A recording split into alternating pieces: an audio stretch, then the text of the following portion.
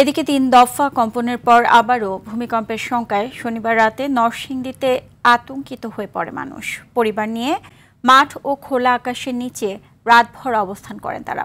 যদিও গুজব প্রতিরোধে প্রশাসনের পক্ষ থেকে মাইকিং করা হয়েছে।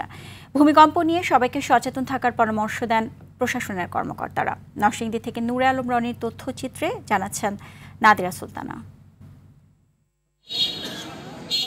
ঘরবাড়ি ছেড়ে শিক্ষা প্রতিষ্ঠানের মাঠ ও খোলা আকাশের নিচে অবস্থান করছেন মানুষ। অল্প সময়ের ব্যবধানে ৩ দফা ভূমিকম্পের পর নরসিংদীতে মানুষের মাঝে নতুন করে আতঙ্ক দেখা দেয়। এর মাঝে রাতে বিভিন্ন স্থানে মাইকিং করে জানানো হয় রাত ১২টা থেকে ভোর ৪টার মধ্যে আরেকটি বড় ভূমিকম্পের শঙ্কা রয়েছে। এই গুজবে বেশিরভাগ মানুষ ঘরবাড়ি ছেড়ে রাস্তায় নেমে আসেন।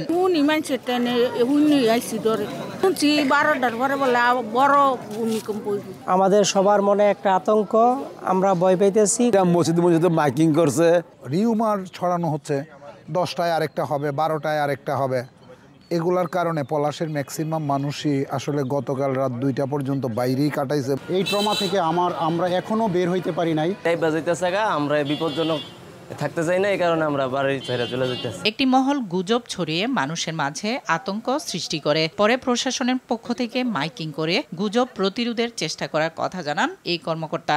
কখনোই ভূমিকম্প কোন সময় হবে সেটা প্রেডিক্ট করা যায় না।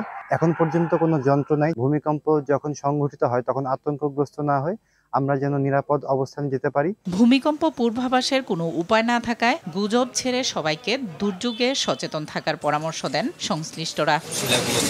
নাদিরা সুলতানা, RTV।